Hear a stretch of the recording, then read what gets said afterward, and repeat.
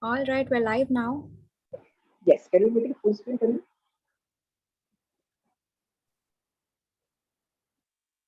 Yes, I'm just starting record and then I'll make it full screen. Okay.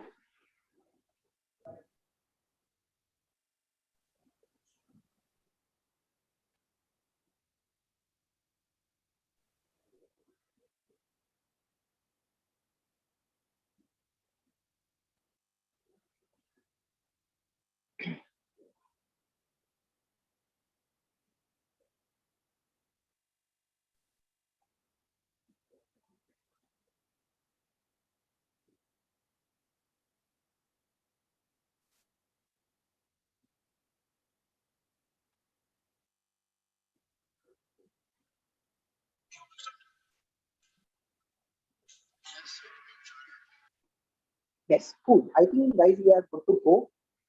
Welcome, all of you. Welcome to this concept which we called as the Nerd Squad. Nerd Squad for me is a space for intelligent discussions. It's a space for scientific discussions. It's a space for honest discussions, and it's a space for, more importantly, as you will see, a space for fearless discussions. Uh, the idea of Nerd Squad or creating a book club was there with us at Positive for a lot many months, but we were not getting the final motivation to start it. And I'm happy that finally we have started this. And I'll just give you one small example where this all started from. A few weeks back, we attended this national conference, uh, and even at the national conference, we were seeing people presenting topics which were at best could be described as prehistoric, such as celiacs or Carlton ball mobilization, or kind of pseudoscientific, kind of like visceral manipulation. And that is where I was asking myself, why aren't people in physiotherapy at the national level talking about modern field science? Why aren't they talking about exercise science? And that was the entire intention behind creating or starting this immediately, the concept of nuts for. Okay, so what is going to happen is in the next half an hour, I'm going to speak on a book which I feel uh, needs to be read by all of us. Okay, but it comes with a caveat. The caveat is all those who are present here, uh, I want you and whatever researches I'm going to quote, I will share with you where you can find the book. I want you tomorrow itself for the lunchtime, gather five colleagues and discuss the same book. Yeah, if that is the way the book club goes. Yeah, and this week we discuss this wonderful book by Louis Gifford called Its and Pains. Next week we will discuss a book on clinical reasoning, and after that we'll discuss a book on evidence-based low back pain. And that would be the part of positive. And after that, I wanted other people to then talk about what good books they have read, either from physiotherapy, from psychology, from fields which I think are required to take us ahead. Uh, our profession, I feel right now where we are, I feel it's like an at a crossroad. Either we can stay comfortable with what we know, we can stay comfortable with the existing knowledge, or we embrace uncertainty. We embrace new knowledge and try to grow. And Nerd Squad is a small attempt at that. Okay, so guys, without wasting any time, let me tell you about this wonderful book which we at Positive were reading for the last 3 months now, which is called as Aches and Pains. And this book is written by this fantastic gentleman called as Louis Gifford. And it is one of the books which explains pain with such clarity, with such depth that it's astonishing. Uh, this person, Louis Gifford, was a clinician in UK for more than 30 years. He 30 years, and then he had a copious reading on subjects not only related to physiotherapy, but also related to anthropology, to evolutionary biology, and to genetics.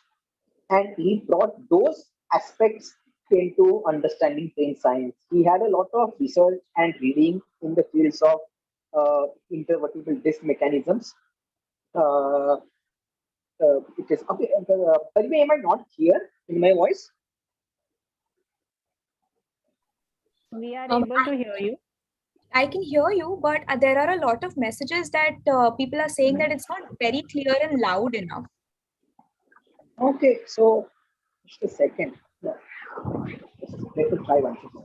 Like it's quite clear on my end. So whoever's having trouble hearing, sir, if you could give us feedback when it gets better, that would be helpful because I can hear him quite well. Okay, chalo, let me. Acha, how about now? Chalo, okay. So we start. I just switch off the fan. Maybe that will help us.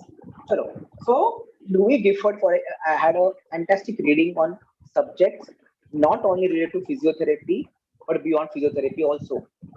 And this what you say, he also had a lot of research related to intervertebral disc mechanisms, peripheral sensitization, psychological aspects of pain, the beliefs and illness behaviors. Okay, so all of this was his background, and he used to conduct 3 courses during his lifetime in UK, which were related to aches and pains, the biology of aches and pains. The second was the nerve root, and the third was the graded exposure. Uh, Sadly, he got diagnosed with end-stage carcinoma, and that was his motivation behind creating, putting those courses into books. In 2014, Louis passed away, sadly, and 2014 itself, after his death, these 3 books got published. So what I'm going to do, of course, I'm going to encourage all of you to go back and try to buy this book and read it. But I'm going to do what I'm going to do today is I'm going to take literally one chapter out of this book and going to discuss the main points from this chapter. Discuss only those points which kind of blew my brain when I was reading this book. Okay, next slide, Tanvi.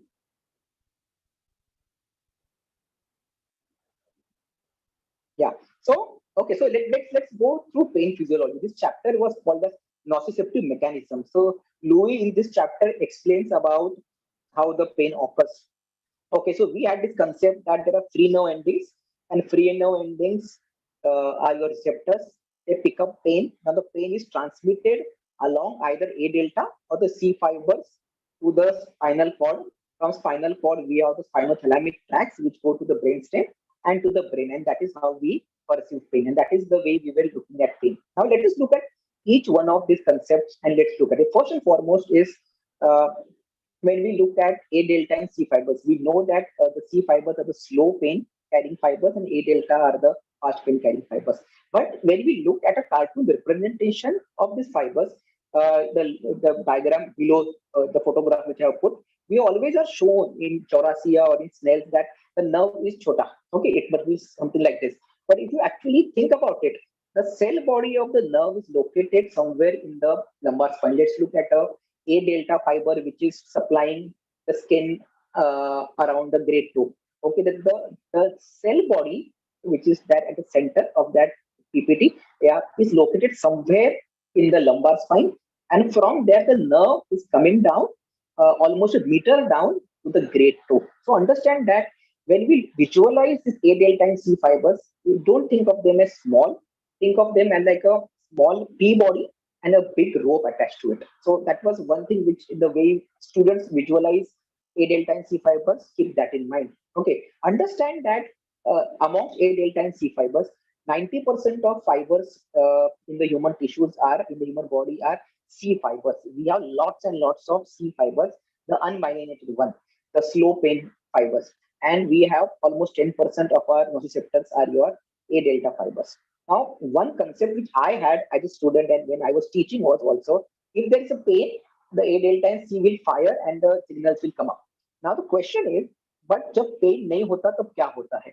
And that is a very good question because how can there be structures in the body which are of no use majority of times? Like right now, I don't have pain. So what is happening to my A delta and C fiber? For example, the A delta and C fibers in my hand. The thing is, this is something which we learned after reading the Louis Gifford's book, was that these fibers are continuously firing. So it's not like A delta and C fibers will fire only if there is a noxious stimulus. A delta and C fibers are continuously firing. Okay, they are the support and report guys of your brain. So every now and then, they are giving a phone call to the brain and saying, "Boss, everything is fine down here. Don't no need to worry about us." Okay, so this is happening repeatedly throughout the day. Okay, uh, apart from that, they also support. So they keep on asking the tissues, "Is there anything which you want?" Okay, so if the tissue is not adequately hydrated, they will carry those signals from the tissue to the spinal cord or to the brain, and they will elicit a endocrine response, and they will get the nutrition or जो भी उनको चाहिए, or the chemicals which they need will be brought down, because the A delta and C fibers are continuously talking to the tissue, and A delta and C fibers are then talking to the spinal cord and to the brain. And every now and then they are just telling the brain and the spinal cord, "Hey, boss, everything is cool down here. You don't have to worry." So understand that's the first clinical gem from this book which I found is that the A-delta fibers are not fired only when there is pain. They are firing literally right now in all of us. Okay, next slide then.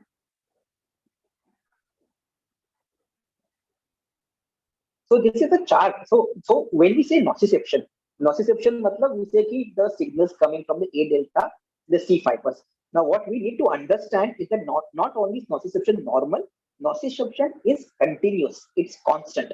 Okay, so if you look at, they have done these experiments in animals, and they saw that almost 30% of your A delta and C fibers are firing even at rest.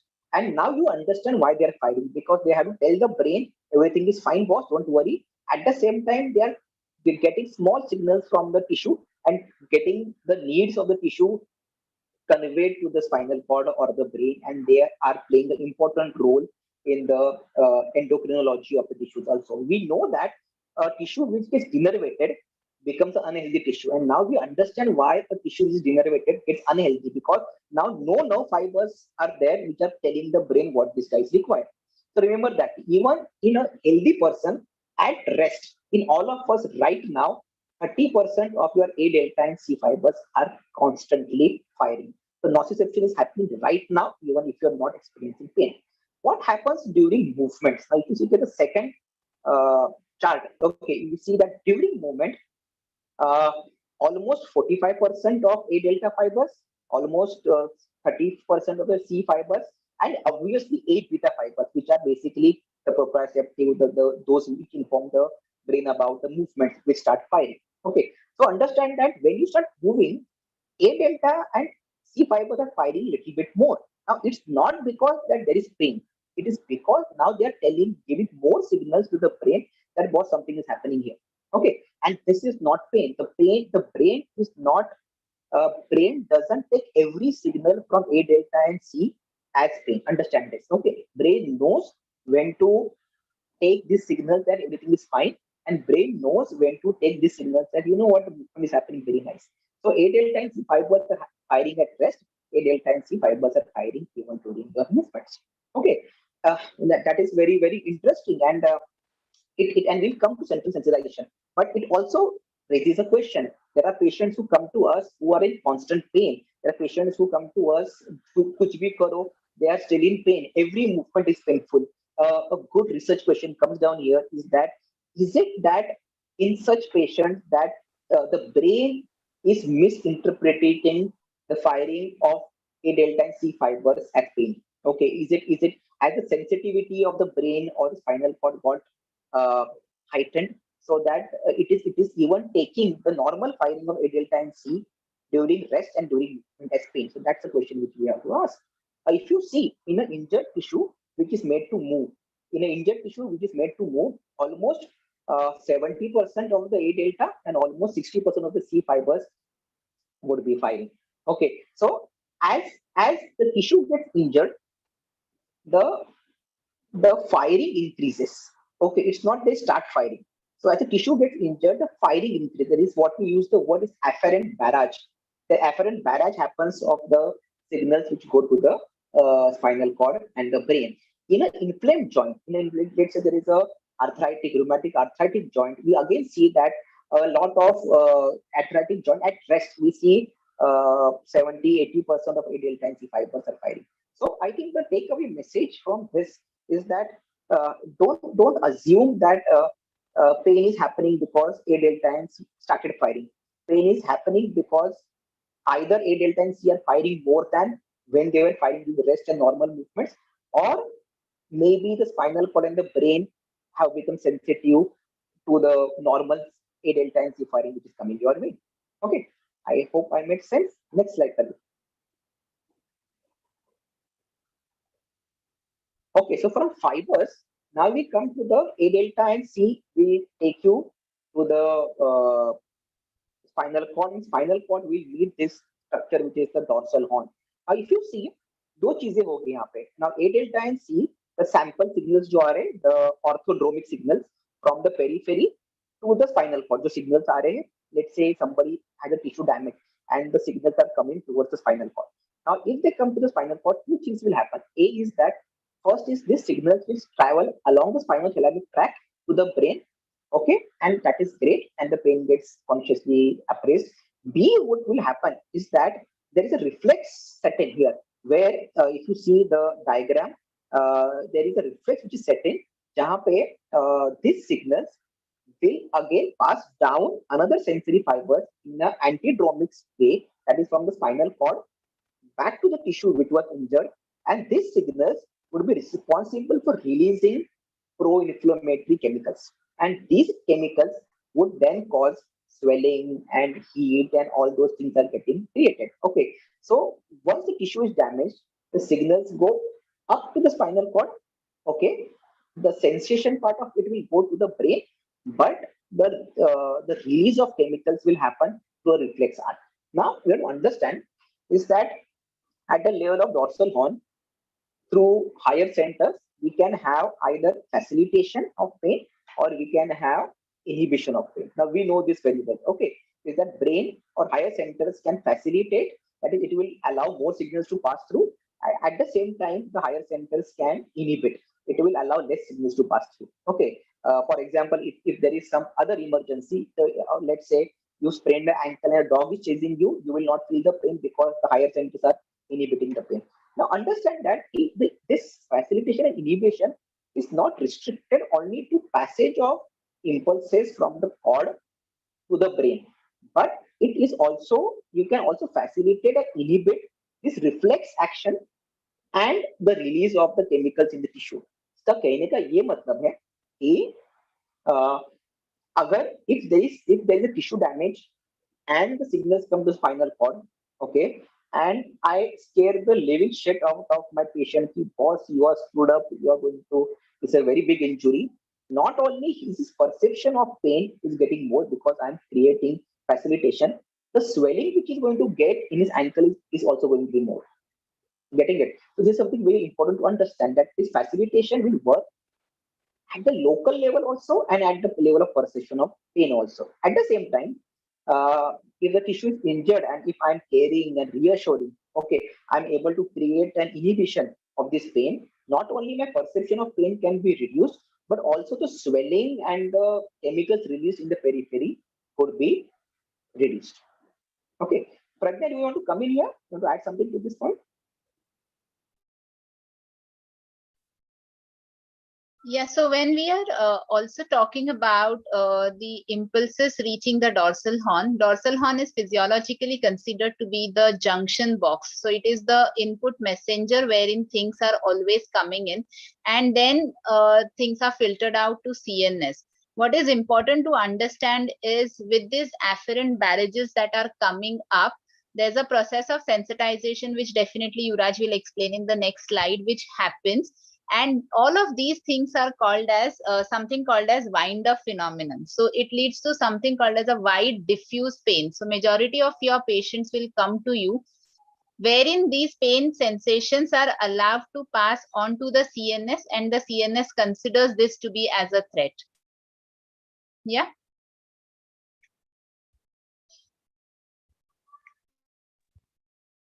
You're mute. Yeah, sorry. Next slide, Karni.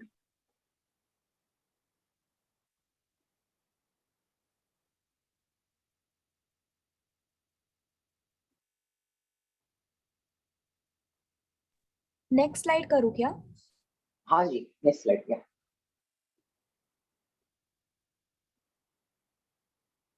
Okay. Okay. So that is what we are trying to talk about sensitization. If you put an organism under prolonged stress, either physical or mental or both, it upregulates the sensitivity state of the sensory system. So understand that. Okay. So this stress could be mental, and we'll talk a lot about the words which we use. But when we use harsh words, we are going to upregulate the sensitivity of the system, and the perception of pain increases, but also the actual chemicals released and tissue side could be increased because of upregulation of the system. Next one.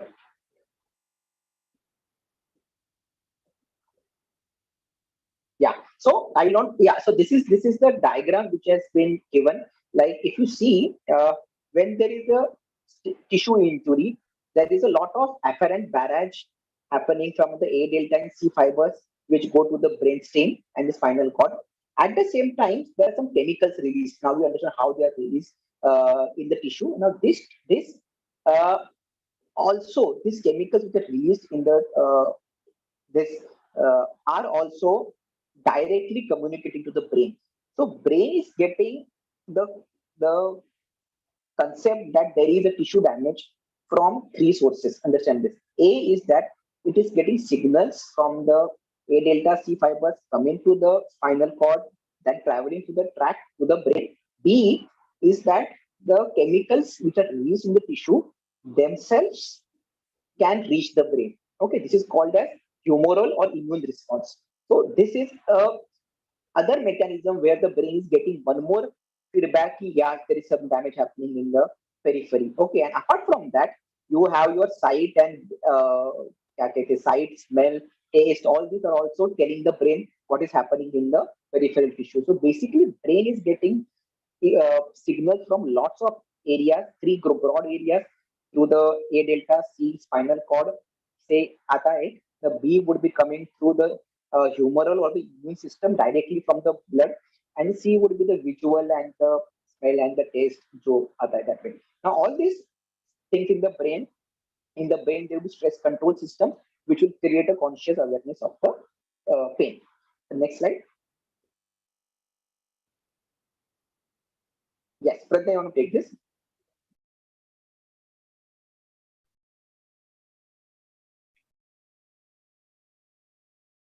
Yeah.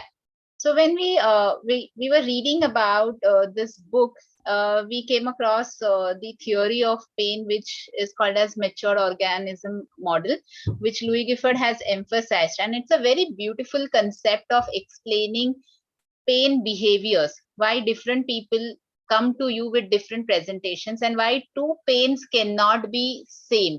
So if you are seeing two carpal tunnel syndromes, for example, or two ONE patients are never same. So what Louis Gifford tries to tell here is every sensation that you feel, everything that you see has an impact on the brain. So every sensation, every perception is considered as a sample. That information, when it goes to the brain, is scrutinized. Now what do you mean by scrutinize is the brain analyzes this, and what would brain do to analyze these things is it will rely upon the past experiences, memory, what knowledge does the brain have in its stored, what are the beliefs of the person, and what are the behaviors which the person has had experienced when that particular instance has happened. Based on that scrutiny, the brain decides what is the specific response that has to be sent through a motor response. Now, just to give you an example, so if there is supposedly I suffered from an ankle injury, I sprained my ankle while I was crossing a road.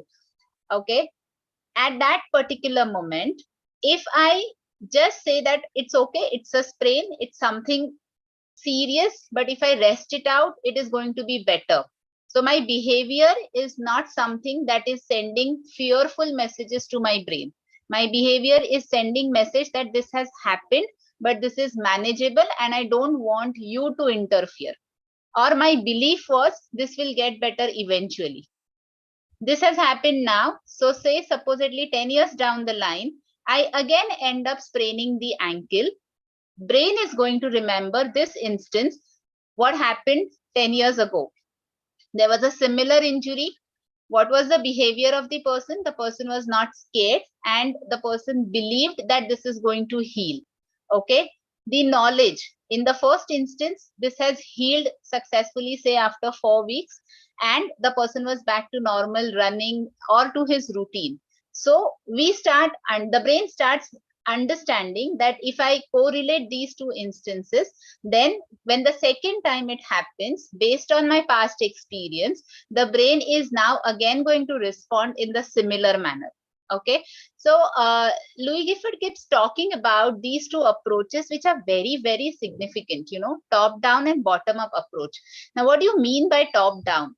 Top down is, we generally, whenever we see a patient in pain, if you're seeing a low back pain or if you're seeing a knee pain, as a person walks in, what is it that we do?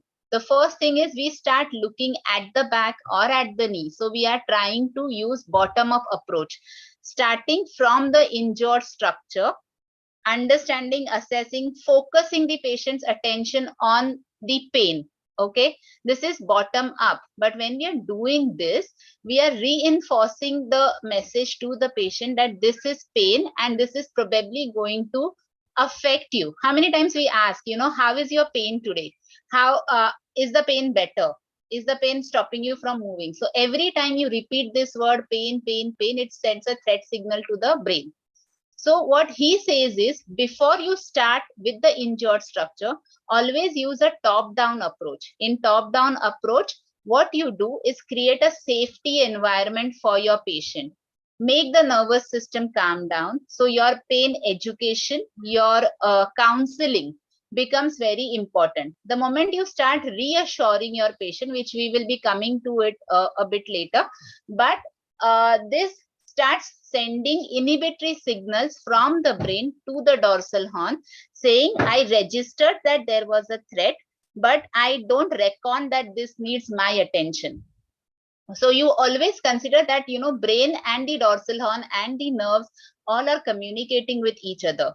And if you consider them as individuals, you will realize he's given it in a very, very funny and nice way, the communications. So the dorsal horn says, brainy, I need your help. And the brain says, right now, I don't think this is something which needs my attention. So you pull on and you continue doing what you're doing. Okay. So that's the importance of top-down approach. And this approach, if we use, we end up stopping a lot of maladaptive pain behaviors, again, which we will come back later. So sample, scrutinize, and respond. You are having an injury, that's a sample, okay, which the brain scrutinizes, again, based on the beliefs, past experiences, the memory, and then it decides its response. So if you start looking at your ONEs and frozen shoulders and low back pain cases in this perspective, I'm sure you will have a very good response. Next slide, Tanvi. Yes, I will take over. Okay, cool. So guys, we discussed about what happens at the level of the A delta and C fibers. We discussed the wow things at the spinal cord, and we discussed about the brain. Okay, so this is my can you meet? Always right.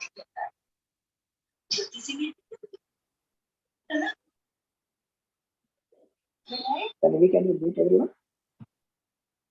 Yeah, thank you. Okay. So maybe just fix the side for me.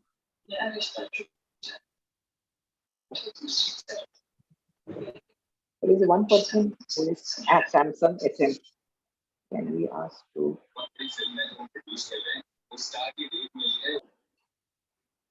Yeah, sure.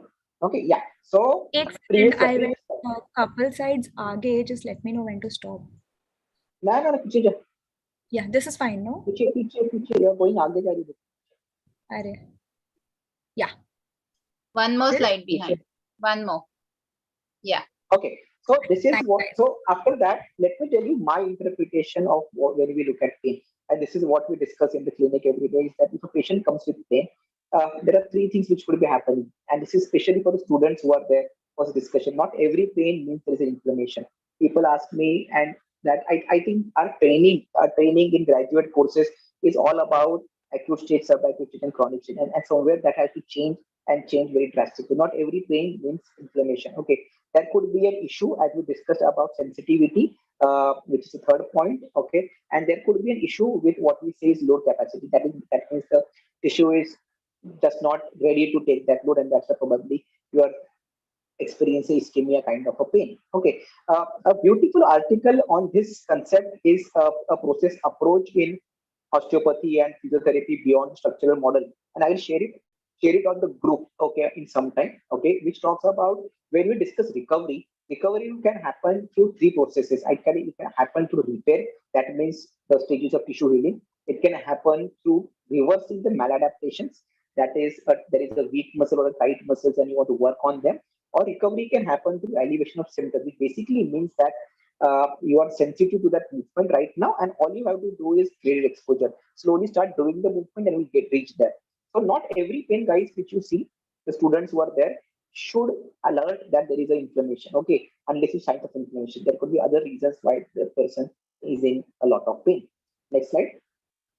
So from pain, we move on to the next interesting chapter which I read in this book. Next slide, Tanvi.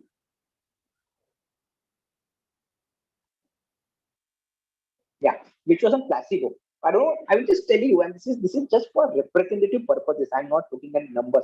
But let's say we all know that placebo is real, and Louis Gifford in his book says that if you have to understand medicine, you have to start with understanding placebo. Okay, so this is the thing. So what we have to start to understanding placebo. We know that 30% of any effect which we see clinically can be attributed to placebo. Now here's the interesting thing. Let's just forget about pain because pain is complex. Vagare, vagare. Let's like it to like let's take an example of something like a bronchospasm. Okay, and they did experiments in which they told people that were having bronchospasm that I'm going to give you a drug. Okay, and this drug they were giving them aspirin. Okay, they're saying this drug is going to make you fantastically better, and these people got fantastically better. Okay, secondly, they took the another group of people with bronchospasm and told them I'm giving you a drug to make it better, may not get better, and they got little less better. Third, they took a group of people and they told that I'm giving you a drug, probably is going to make you worse. And these people actually had increased bronchospasm. इसका कहने का ये मतलब है that there is a system acting in our body, the endogenous opioid system, for example, okay, which controls how you respond to not just pain, but literally every symptom which you get. Okay, let me expand this even further. Now, when we say the system is called endogenous opioid system, that is the pain off system in simple words. When we're talking about pain getting inhibited, we're talking about the endogenous opioid system. Now, endogenous opioids, matlab, these are opioids getting produced by the body themselves. Now, we all know that opioids comes from morphine, and morphine is one of the strongest pain killer. Okay, and you have to understand our body is able to create its own morphine. Okay, and tell you how effective this is. Okay, as we discussed, like let us say, firstly, let us see is it real or no. There is this drug now. When we say morphine or opioids, okay, there are drugs which are opioid blockers, and one of these drugs is naloxone. So what they took a group of people, they gave them a medicine, a placebo, and told them, your pain is going to probably uh, uh, get better after you take the medicine. And these people actually got better. Now they took the same group of people, they gave them the medicine, told them you're going to get better.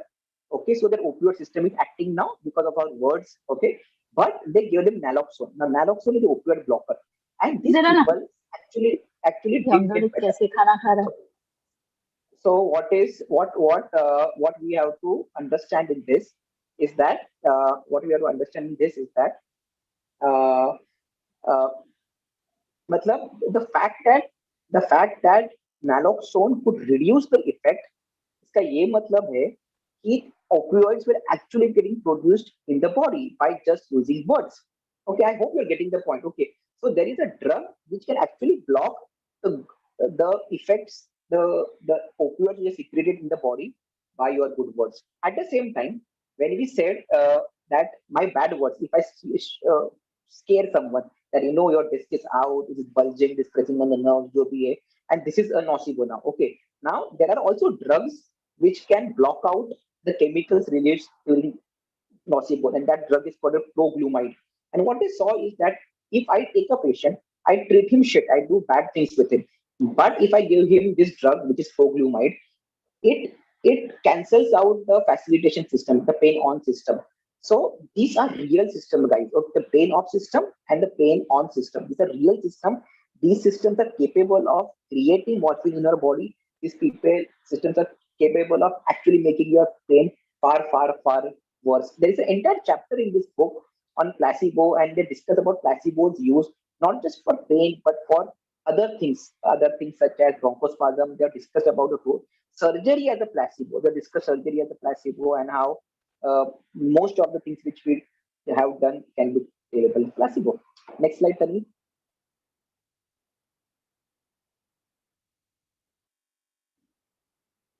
Okay, yeah. So that we all know now that reassurance is a bloody good painkiller. I understand that, and by saying that, ensure when you are in the clinic, guys, don't use words such as faults or imbalances or dysfunction. Okay, there is this nice article which was 2021 article by Karim Khan.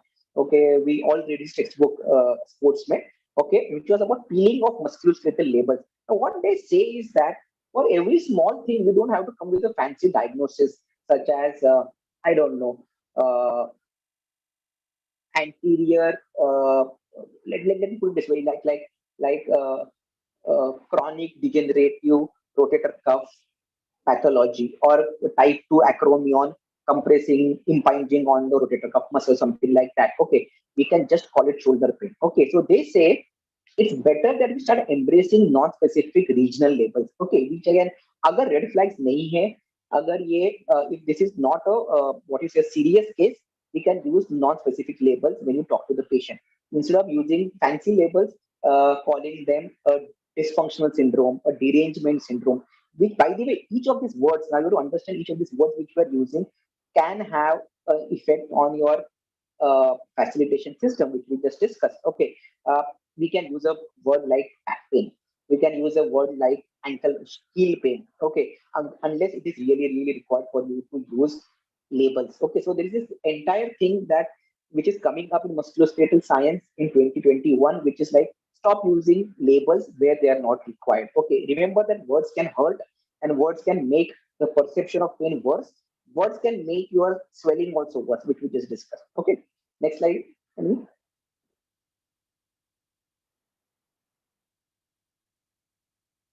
Yeah. Okay.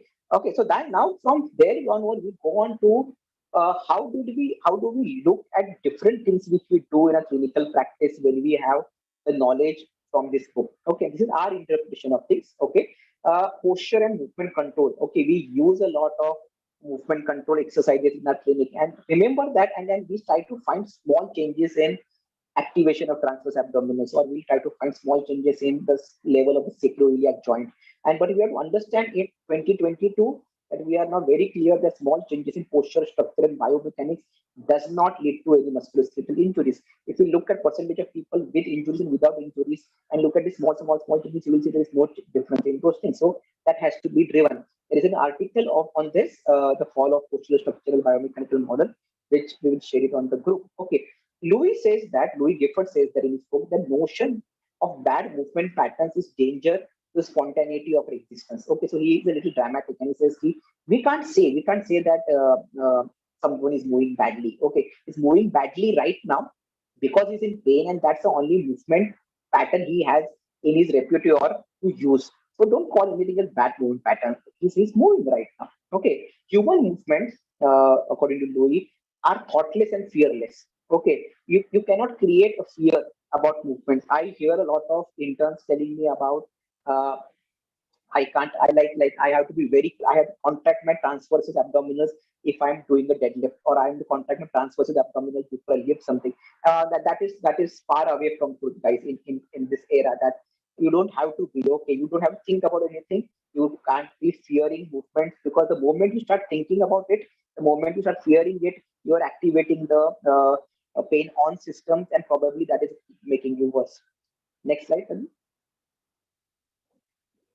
Okay, and then we look at different things like MDT is a fantastic modality, but there are some issues with MDT. Okay, if you look at if you take modern pain science and now evaluate MDT in this context, what you realize is that when we are asking a person to repeatedly give attention to symptoms, uh, is there a pain on movement? Is there a pain now? How do you feel? I repeat the movement. How do you feel? What we are doing actually is we are taking his attention towards his pain, and once we understand pain science, we understand that we are creating pathways for central sensitization with this kind of a thing. So that is something which you have to be very careful about. If you are repeatedly going to ask him, is there pain, is there pain, is there pain, is there pain, probably you are making him more sensitive to pain. The notion that if I'm sticking to something, and Louis has a very nice letters written to the MDT Institute, and MDT Institute had reverted back, and there were lots of to and fro letters, and I'll share that link to you also. It's available on this website, and fantastic. As I say, this will be discussed with your MDT friends that way. Is that what he says is. When we say you have to first achieve extension and then go into flexion, I'm avoiding flexion for a few sessions probably. Okay. Now, when I'm avoiding flexion for a few sessions, I'm creating a fear of that movement, and that is going to make my nervous system sensitized to that movement. If I say the only way to sit in a chair is by maintaining a lordotic posture, I'm in a way implying that other postures are bad. And by implying that, I'm telling that I'm again creating fear, I'm again creating anxiety, I'm again uh, facilitating the pain on system. So, guys, that is something which we have to think about. Yeah, focusing on maintaining normal. What should be the solution for this? Okay, even if you're injured, uh, focus on maintaining a normal or a modified activity with graded resting and graded restoration of movements. Okay, right from the day one. Okay, so that is something which we have to remember, that there's nothing like, yeah, if bending is painful, yeah, avoid it for a few days, then go on with your life. Like if it is not painful, there is nothing like you have to achieve extension first and then go into flexion. Yeah, of course. Remember, we're not discussing red flags here. Okay, so if there's red flag, there's a different ball game. But for 99% of cases, there is no need actually to avoid any movement or any position right from day one. Okay, you can modify it for a few days and then get back to it. Next slide, Tanvi.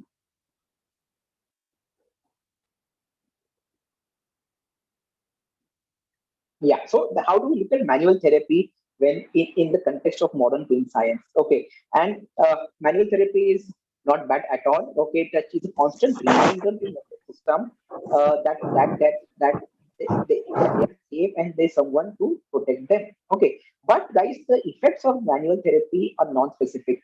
There are enough evidences now that if you have C6, C7 facet block, facet restriction, joint dysfunction, and even if you mobilize T2, T3, you might get the same effects. Okay, so there are some effects which you get with manual therapy, but they're non-specific. So we have to understand that. We have to change the narrative around manual therapy rather than saying that manual therapy is there is a problem and I'm going to treat that problem and you're going to be fine. We say that I'm going to do manual therapy. It is going to help in reassuring him. It is going to help him modulate his emotions, modulate his pain to a large extent because of touch, and it is going to open up a window where he is able to do some exercises to move around. What happens is if you can get pre-post difference with manual therapy, which we always get, like if you do something and the patient feels a little better, that 1 second of education which was imparting to him that, you know what, you had pain in shoulder flexion, and after a few things, the flexion pain has reduced. That learning process is far more important. The fact that he feels, you know what, my symptoms could be modified by small things is the reason why his pain starts getting better, rather than a positional fault getting corrected or a job that way. So I would encourage you to, and we'll share those articles again, is that the way manual therapy is headed now, it is getting a little bit non-specific, and the recent schools are struggling to find any specific effects of manual therapy. Next slide, Sandeep. Yeah, of course, passive modalities, your taping, needling, and cupping. again, you can use them. There is no problem. You can use a narrative. See, you know what? There is a problem with you. I'm going to use something to switch off the pain for some time, and then we are going to move. We are going to exercise. Use a lot of positive feedback, lot of positive word. So you can use these things. The problem is the narrative which the workshops which are conducted, the textbooks which are conducted, use when they are selling these products. Okay, is that uh, use them, but don't rationalize them as the cure for every pain which we are getting. I see a generation of young physios who are coming out believing that it is the myofascial trigger point which is causing the pain, or is it, or it's the क्या कहते हैं, it's the wrong position of scapula which is causing the pain. I need to take him in certain position, and then only the patient is going to get better. So if you understand modern pain science, you will start using. It's like you have to start uh, changing the narrative which you use around uh, be it motor control exercise, be it McKenzie, be it manual therapy, or be it passive modalities. Pragna wants to say something more. Yeah, so it's very difficult not to use the passive modalities when patients come with doctor's prescriptions. Most of the times we have patients who walk in to our clinic saying that we have been advised to take diathermy, or we have been told to do dry needling. Okay, so what I usually advise them here is they are going to be your adjuncts, just like your painkillers. Okay, they are not going to make any difference beyond a particular time. So what we want to do is use these adjuncts, not to scare them ki we cannot be using because they probably might not do a lot of benefit, but our narrative should be we use it for a while if it is required. That's why we've written do the best you can with whatever tools you have. So even if you're using taping or dry needling or cupping, the story has to be like this is probably a temporary relief for you, but what you need to do is probably move better, exercise, and that's going to last longer with you. Yeah. Yes, Tanvi, next slide.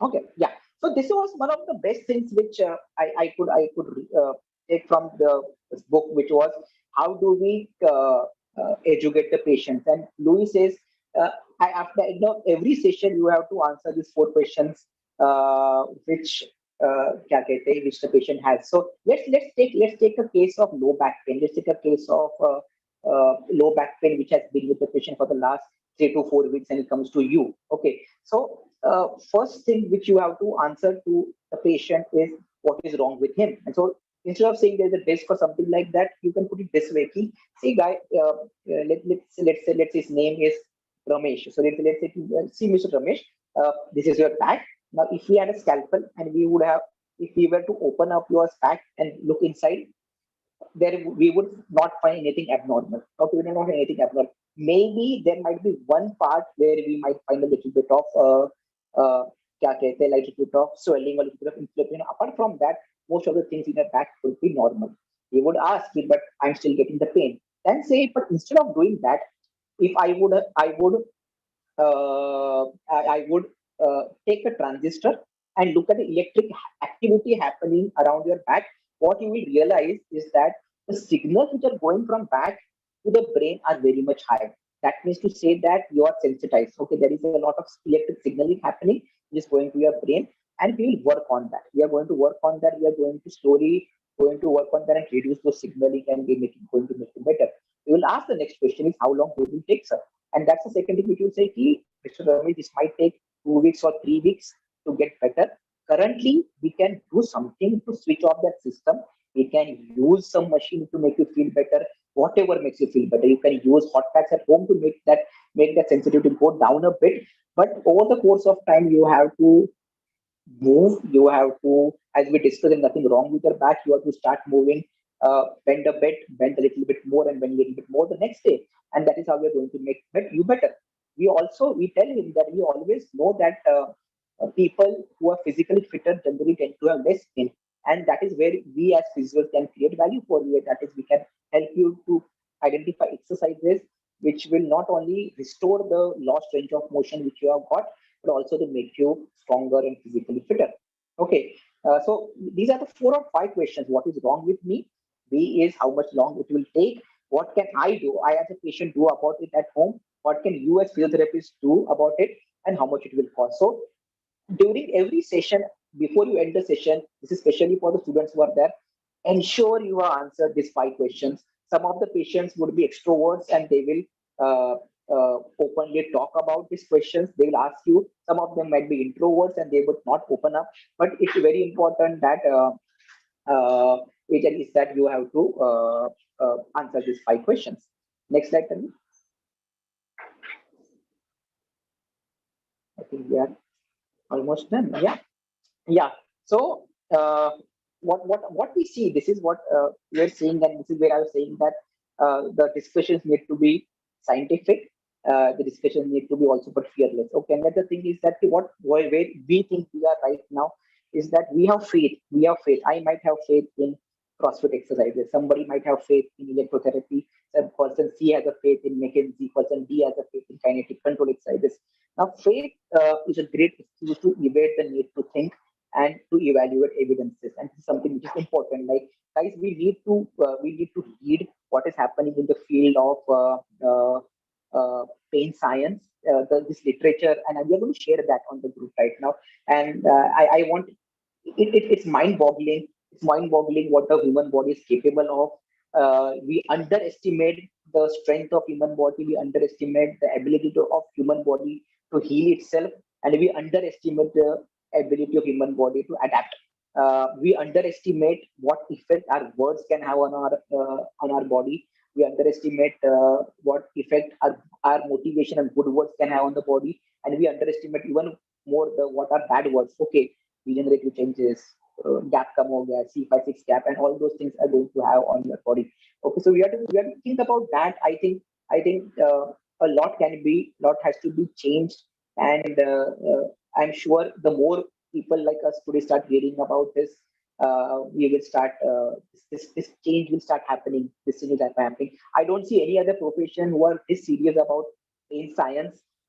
We have the medical profession who are yeah, जो भी हुआ, they are not serious about it, and I think every time there is a lack of responsibility somewhere in the system, it comes with an opportunity. As long as the medicos are not being responsible about understanding pain, in spite of the evidence coming from their side, okay, I think it's created a great opportunity for us physios to learn the latest pain science, to get textbooks which are there now. Okay, these all things are getting taught in your UNISA and your other courses which are getting conducted. Okay, it's important that this textbook reach our colleges, our second BPT, third BPT students are learning this stuff. It is something which is very, very crucial. And as clinicians, we have access, and I'm going to share all the articles which we have.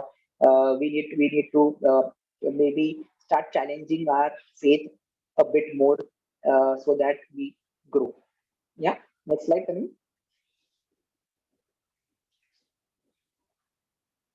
Yeah.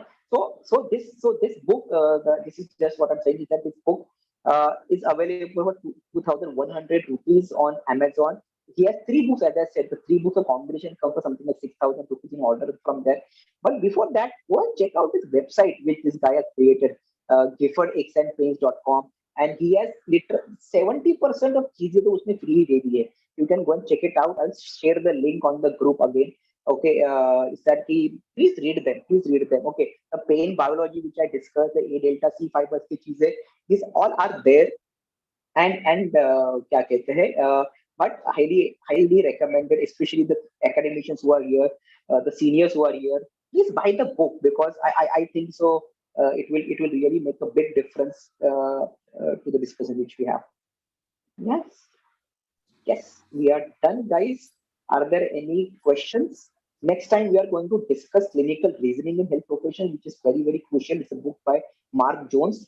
And the week next to that, we are going to discuss something called evidence-based low back pain. यहाँ पे the main thing is that literally this book has taken every possible treatment from low back pain, from paracetamol to McKenzie to dry needling to kinetic control exercise, सब कुछ है. And they are evaluated in terms of the pros, the cons, and even the cost benefit ratio. Do you really think it is worth it spending so much money on it. So it's a fantastic discussion. That next discussion to hone your clinical reasoning is again a very important discussion, and we always keep on saying the word clinical reasoning, but what actually comprises from clinical reasoning, something which we can discuss. Guys, There's one question. Now, An example of top-down approach. Yeah, so you take that. You want to take that question from me? Yeah. So Suraksha had asked that. So basically, top-down approach actually starts when you first start seeing your patient. So if it's a low back pain case, I'll continue with the same example. And the patient comes to you with MRI stating that, I have got a slip disc and that disc is impinging onto my nerve, and it's already being, the person is already scared and not understanding. So understand here the basic mechanisms are the receptors are firing a lot in a negative way, and the pain on mechanisms are quite active in this individual. So what we generally tend to do is whenever you want to start with your top down approach, yeah, whenever you want to start with the top.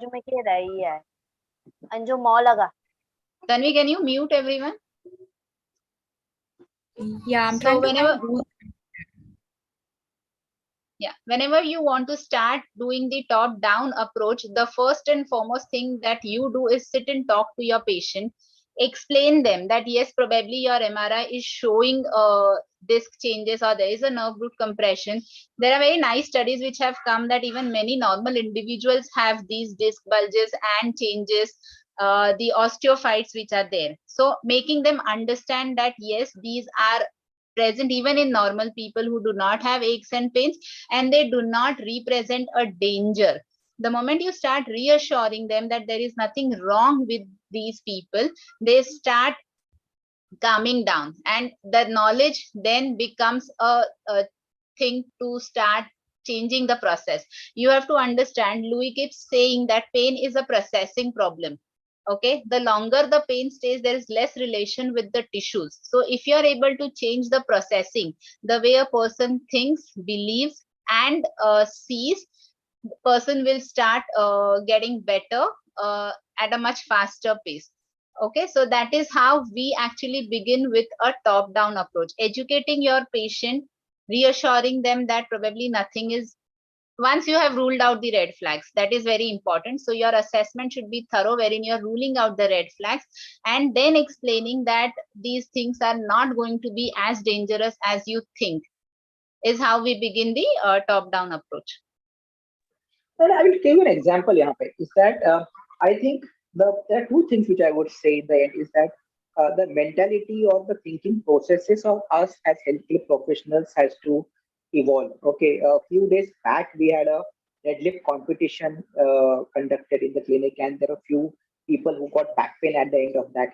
And uh, when they, of course, they went to their seniors and spoke about that, and the seniors were telling them that this could be a disc which could have been injured. And yeah, but like what happens, the first thing we think is something which is really, really worse. But the moment you tell a person that even if you have small pain in the back, probably because when you do an exercise, you are using all the muscles. It's not like you're only using the hamstring and glutes when you do deadlifts. You're using erector spinae also. So you might have some spasm in erector spinae. But the first thing which we as physios think would be the worst case scenario will be there's a slip disc. Okay, now when you say a slip disc, you have to understand what is happening at the level of pain processing in that patient. Okay, what is happening is that as we discussed, is that the sensitivity is going up. uh, Probably when there was no swelling there, but now a lot of swelling is getting created. The spasm is getting worse because of the because of the pain on system which we are generating. So we have to be very careful in our words which we use, and we have to be uh, less pessimistic about the human body unless and until we see clear cut red flags, clear cut signs of a damage. Let's not use heavy words. That is one thing which I would say. And second is, I think so.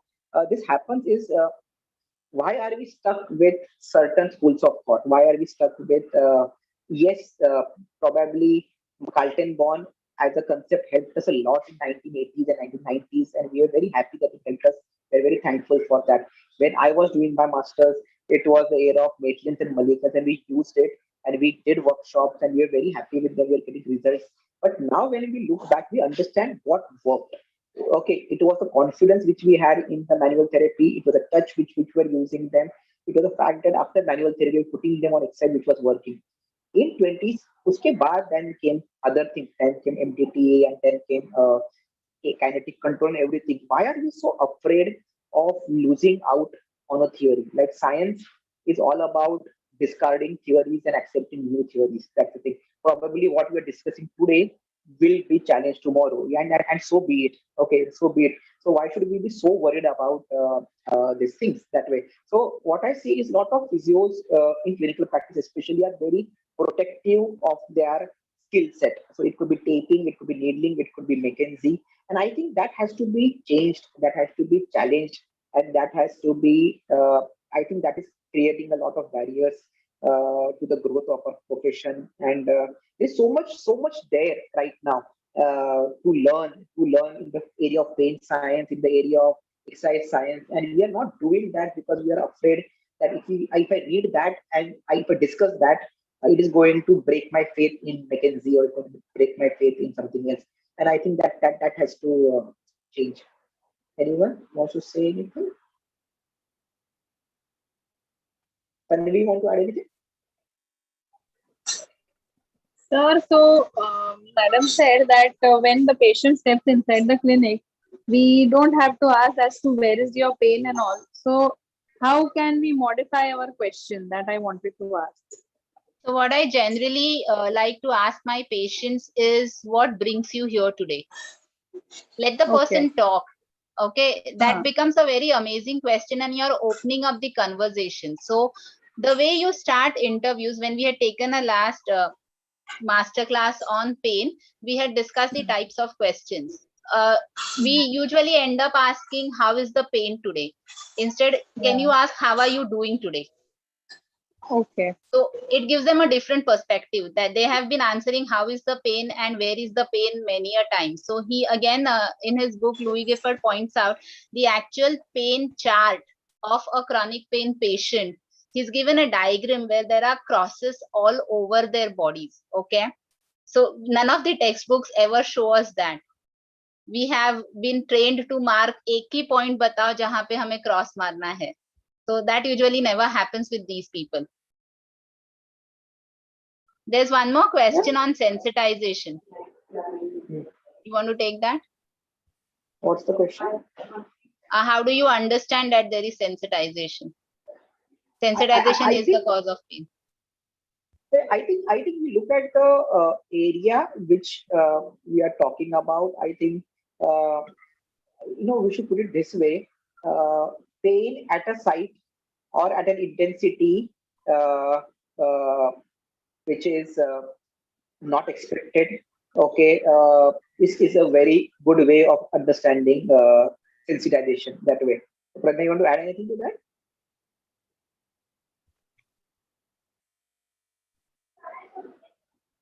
Yeah. So there are specific things. Sensitization means the pain is going to be widespread. Okay, you cannot pinpoint at a particular point or a specific area. That's one thing that happens with sensitization, and it changes picture rapidly. So today it might be in one specific area, tomorrow it would be somewhere else. So fluctuating aches and pains is one more categorically a sign. You will have a lot of nerve pain, okay, which will not be specific to your dermatomes or myotomes. So the pain starts leaving the dermatomal zones. These are few of these signs which indicate that probably the person is into a sensitization phase. I would appreciate Dipti ma'am has commented, and yes ma'am, that's a very nice point, and we always emphasize this in our clinic, that the body language of the treating physician and therapist definitely makes a difference. If you are confident, if you are smiling, if you are reassuring, your patients definitely get almost 50 to 60% better even in the first session. I have observed that, like we, all of us have observed that in our practice. The way you portray yourself is very important. I got a message, which is a direct message. So they were literally, which was on what is the role of transversus abdominis.